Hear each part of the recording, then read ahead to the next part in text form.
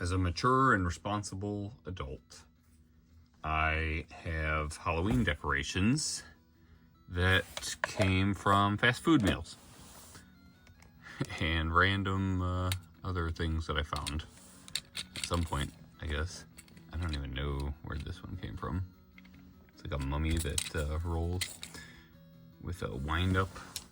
So we're gonna take a look at some of the random things that I've had sitting around that are Halloween related. So let's see what we've got here. Here's an Odie Halloween kind of thing. It's ridiculous. I'm just gonna use my hands. So here's Odie with a pumpkin on his stomach. I feel like this one's somewhat newer, but it's missing a tag, so who knows. And these are those skeleton, I think they're like salad tongs or something, or you're supposed to pick up candy with them. But they've been pretty cool. I've used them for a lot of different things. I've used some for a spider puppet before that you've seen.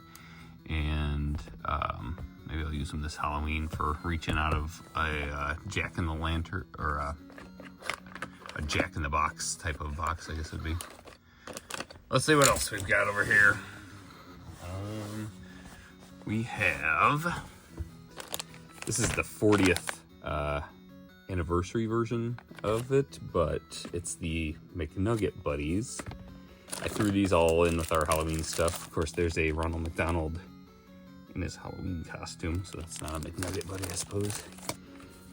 But here's, you can tell that's one of the rubbery McNugget Buddies, and then this is one of the harder ones. That was the actual Halloween type ones. That's from the Halloween ones. There's another rubbery one. And I just put all the McNugget Buddies together because they're all kind of like dress-up ones. So there's like a Crocodile Dundee McNugget Buddy, I suppose. And here's the dragon that I opened at some point. There's another one of these. This is the I Am Hungry guy. There he is. He's a candy dispenser.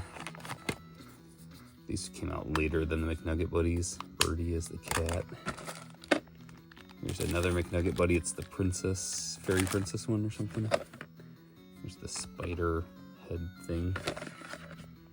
There's a little drum that goes with one of them. So I guess, no, they're mixed up.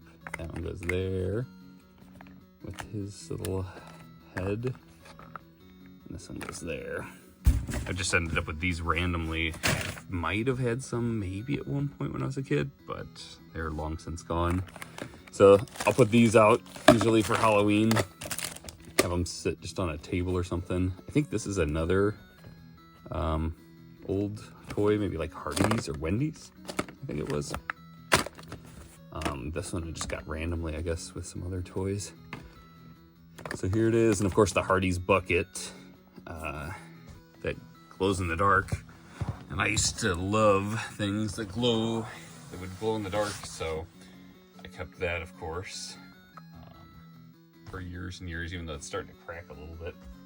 The top of the plastic is starting to crack just a bit. A lot of little bits and pieces. And then, speaking of glow-in-the-dark stuff, they had Pez dispensers at various points, and the bottoms would sometimes glow in the dark. Or sometimes the top would glow in the dark. I don't even know if this is technically like Halloween themed, but the top glows in the dark. So sometimes I would even like try to set these up. Although Pez are so top heavy that they always fall over. There's a vampire with a glow in the dark base. But they made quite a few like Halloween Pez dispensers. Makes sense because it's a candy dispenser and Halloween is like the candy holiday. So I ended up with a whole bunch of these different Pez dispensers. And I guess there's not really any value to them, but I just keep getting them and throwing them in my very grown-up Halloween decoration box. This I just stumbled upon this year. It's like those Crazy Bones, but the McDonald's version, and they came out around Halloween, so they had Halloween versions of those. And I've got a few of them that I guess are... They had Halloween ones alongside of the normal Crazy Bones. So half of what you got was technically like a Halloween kind of a thing, and then the other half was just regular Crazy Bones, I guess. But what's cool is that there's like a million variations of them. They did a bunch of color variations, and some of them, like that one, glow in the dark. So, I don't know. These weren't like my era, I guess. I was a little bit too old for them when they came out. Somehow I have Halloween pencils in this bag. None of these are even particularly nostalgic to me. I think they're kind of newer. I don't know why they're mixed in with all this stuff. Halloween stuff, for some reason, gets really mixed up, I feel like. And then Burger King had a history of doing the Simpsons Halloween type things. So it's kind of like the Treehouse of Horror stuff usually. There's a Bart with like a Godzilla costume. And here's Marge with like that electric bolt thing on her head. But before even those came out, they had these where you would, this is missing a part. Somehow these always get taken apart too. But you would put the tombstone here, usually, and then you would press a little switch, and a lot of times they would light up. I think this was the original one. A friend of mine worked at Burger King, so he got me all of them. Here's Lisa. She's got a big old mark on her. It looks like a tire mark somehow. I don't know why. Yeah, she looks pretty dirty. They spend a lot of time in the attic during most of the year, so I guess they get dirty up there. But, I mean, these were pretty good toys. And they all had these little bases and everything, so they really lend themselves to, like, Halloween decorations, I suppose, because you could set them up on their little stands. You just have to match them all up, which my kids usually like doing each year. This one, I don't even know if that's one of those. It looks like the Quickie Mart floor. Some of them used to light up, which have long since stopped lighting up, because I think these came out in like 2000 maybe, I want to say, or 2001. Here's the Apu from the Quickie Mart. So I guess he would go here, and then you just plug their feet into the holes, and then you have to put on the other part, which usually kind of stays together. Not sure why they're all separated, but there's Grandpa Simpson. You kind of get the idea. I guess we have every one. There's Bart. This one actually glows in the dark. And then he's got like a little base that has a glow-in-the-dark Bart skull. And there's the other part of that Quickie Mart thing. So I guess that goes like right on there. Yeah. And then that used to light up. But it doesn't anymore. Fresh from the gravy that goes with Homer. Here's just a pile of Simpsons. So it takes a while to set these up, I guess, if you want to do that. And here is, that's what the little card looked like. Spooky Simpsons light ups.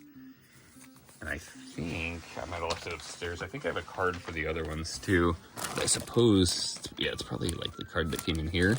Creepy Classics. So they did a couple different years of the Simpsons Halloween things. Just trying to get these all out of the way. Tons of bases and the figures. So they really went all out on these. Normally you'd only get, just a few. Now this was from like one of the next series, I think. So there was like series 1, I guess it would be, the first time they did it. And then this is part of maybe the Creepy Classics or something. Oh, look, another Pez dispenser. They're just gonna be everywhere, it seems like. Here's that Bart Simpson one, which has the glowing skull. So he just kind of stands on it. There's a hand that's grabbing his foot. Let's see if we can put this guy back together. They get a little wonky after a while. And I guess most of them did light up. Maybe all of them did. But not anymore. Different parts of them. Here's the really dingy looking Barney as the mummy. There's Ned Flanders with the hook hand, like in that Treehouse of Horror episode. There's Marge's cauldron. So just tons and tons, like a never-ending supply of these things. So this takes up quite a bit of room in the, there's Maggie as a bat. This takes up quite a bit of room in the little storage bag I've got. And that's what Maggie goes on, I guess. We can put her on there. Let's see, there's a certain way you have to put them on because there's different size holes. And some of them don't have a lever. They just, like Maggie would turn, I guess. I don't know if she's supposed to be the one that turns or the pumpkin is. But you just have to do one with your hand, I guess. Here's Skinner as a zombie. And another base. And then Burger King also did Universal Monsters. And I think this one glows in the dark vaguely. Burger King was big into glow in the dark stuff. And then this one is supposed to squirt water, I think. I guess out of his mouth. Yeah, I guess there's a little hole in his mouth and he presses his stomach and he squirts water. The creature from the Black Lagoon, I guess it'd be, or Gillman. And then there was a Frankenstein that I believe glows in the dark. They're supposed to have like little playset kind of things with them too. Burger King did some bigger kind of toys for a while. So that is usually what I'll kind of set out for Halloween. These very legitimate decorations that are really just fast food toy junk. But another thing that I always have around and I'll try to bust out for the kids is the different books that I kind of associate with Halloween. This is from when I was a kid, back in, I guess, 1991 is probably when I got this from, like, the Scholastic Book Fair, I believe. It's the Scary Book, and it's a compilation book, but it's got the illustrations. I mean, obviously, they wrote the different illustrators that did some of the stories in here. There's, like, Owl at Home with Strange Bumps. And so they just took stories from different, I guess, larger books. So it's just one little Owl at Home story. And here's Taily Poo, or Taily Poe. And Stephanie, what is it? Colemson did that one. And she compiled them. And then maybe it's Chris Demarest. Maybe did these, a lot of these drawings. The kind of sketchy ones. But they're really cool.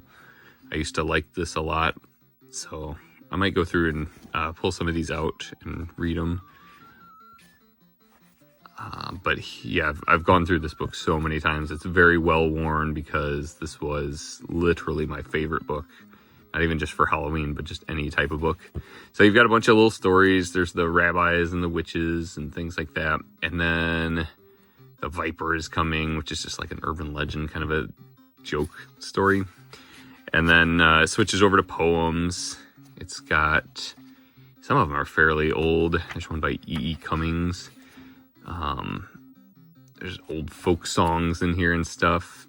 So a lot of poems and then like kind of songs that have to do with, you know, ghosts and things. And just random things like How to Speak Spook.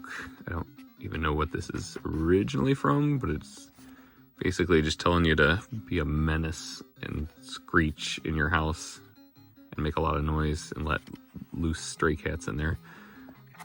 So, not great advice, I guess. Your parents would be furious if you did some of these things. Then there was these little, I guess these are poems. Yeah, still poems. A lot of poems in there.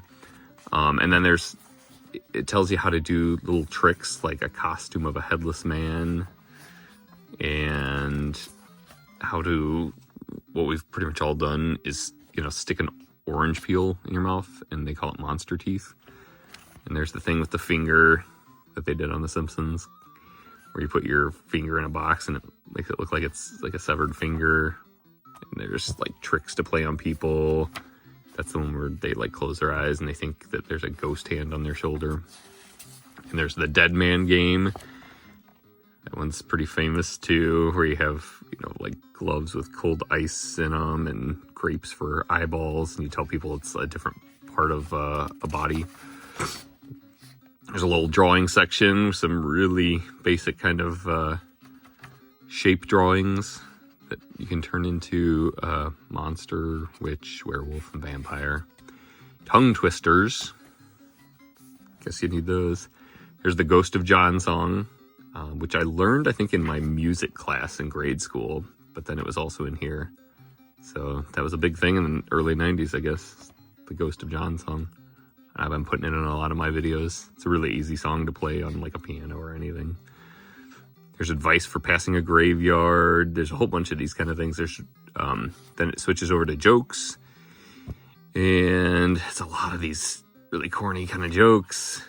I think that was a big filler for them, and that's pretty much, I think, the end of it. Then it switches over to knock jokes as its own category, and then it just tells where some of the stories are from. But definitely like a really of its time kind of a book. Like, it's not trying too hard. I feel like it was not trying to do anything amazing, but it was really cool to me. It had just a lot going on in it, and I probably reread that thing more than any other book in my life.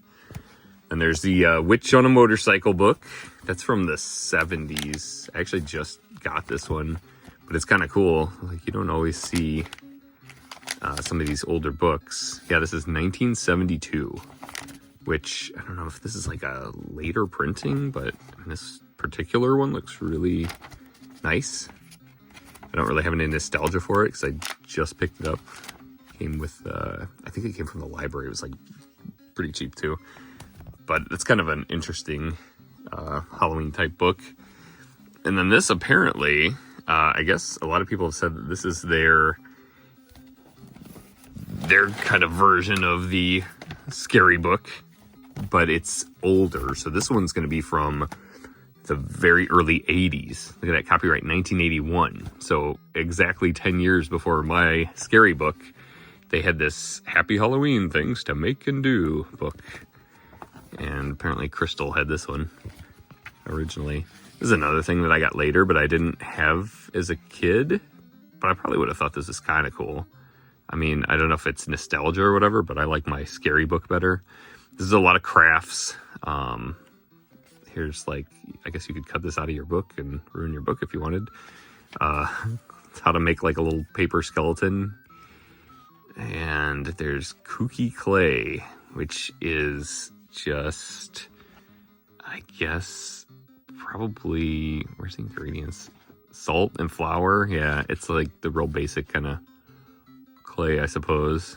And you can make junk out of it and paint it. A monster bookmark. It's a lot of interesting kind of really childish kind of crafts that you could do as a kid. There's a hand reaching out of a clock. Everything's pretty much made out of paper or flour, clay. What is this? Jelly beans? Is that about like shaking them or something? I don't know. It's like musical chairs, I guess. Never mind. And you got to have your record player ready. That's very of the time too, I guess. Here's how to make some bats with cellophane. They're really pushing cellophane, like this brand new thing for cellophane. I don't know. But it's like different games and stuff. Oh, there's a few little jokes in the back too. I guess that was a common setup. Some kind of a mobile thing, and then different bags for trick-or-treating. Why do they have a separate pocket? I don't know. But a lot of people really like this one. It's got its charm, but it's no scary book like I used to like. And then I got this for my kids at one point. This one's more of a novel. The Halloween Fraidy-Cat. That's a cool Halloween costume. I've never seen somebody as a hammerhead shark before. But it's got, I think these, this artist did some other things in the 90s too. I think that's like I don't know. I guess there was like a lot of these books. Somehow that ended up in our collection. I guess it's definitely a Halloween book. This is another cool one that I remember. I don't know if it was like Reading Rainbow maybe at one point, but I remember reading this in class or having the teacher read it. And this is Alvin Schwartz, who also did those, actually here it is, Scary Stories to Tell in the Dark. It was retold by Alvin Schwartz. Of course, doesn't have the Stephen Gamble drawings in this one, but they are really cool drawings. I can't remember who's Victoria Chess. So I've definitely seen these before, and I'm sure anybody in the 90s has seen these drawings too. I think she did quite a few things, and she has these kind of like creepy looking kids in a way, but they're kind of cool drawings. Maybe I should have put the Old Possum's Book of Cats in the Halloween books, but I think I just have that with my normal books. We've had that forever. With those, there's some really creepy pictures in there. They give me nightmares probably as a kid. This looks kind of odd. But this is kind of cool too. It's really short stories that are all kind of compiled in this book. And so I might read some of those too. That's another cool one. And of course, the Scary Stories to Tell in the Dark.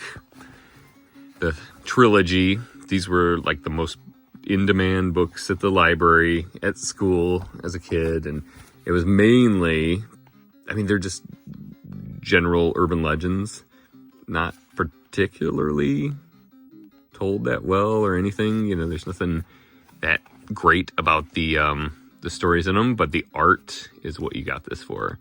The creepy art by was it Stephen Gamble? I hope I'm saying that right. But yeah, this creepy kind of art was what they were famous for. I always thought that like this, I didn't understand the blue, I guess, on it. I always assumed the copy in our school library somebody had like colored really poorly, and they just put some red junk on the front and some like blue crappy marker here. But no, I guess that's how it was. Weird choice. The Ghost with the Halloween Hiccups is kind of a short story, an easy reader. I got it somewhat recently too. Again, it's just like another perfect Halloween book. I try to get my kids to read anything, but specifically on Halloween, it's nice to have them read. You know, they get into Halloween anyway, so it's nice to have them read that. But I specifically got it because it was illustrated by Tommy De Paola. Again, I'm probably butchering that, but I had the Spooky Halloween Party that was illustrated also by him when I was a kid, and it is falling apart, and there are pages coming out of here. But it's kind of a goofy story. It's nothing like amazing, but it was just really nostalgic for me, so I ended up with The Ghost with Halloween Hiccups too. Here's an older one. The Night the Scarecrow Walked, obviously pretty Halloween-y themed. It's got like orange. I think this is another 70s era kind of a thing. Let's see, 1979. Yep. So this is a little bit of a longer story. I don't think my kids have ever even read this all the way through. But it's got some interesting little illustrations in it. So I keep that with the Halloween books. 5 Haunted Houses. So this is another Scholastic book. Not one that I had as a kid, but I thought it was kind of interesting. The pictures are kind of unique in there. I don't know if these are like 5 short stories then. I don't know. But this is another one that like kids can read somewhat easy. And we've got That Terrible Halloween Night. And this is another illustrator that makes kind of sketchy looking pictures that you've probably seen before. And that's another good one. Maybe I'll read that one too. But I didn't have that one growing up either. A lot of these I actually collected later. Scary Stories was one of the big ones, and I don't know where. I also somewhere I think have that in a dark room book. That's another compilation of stories.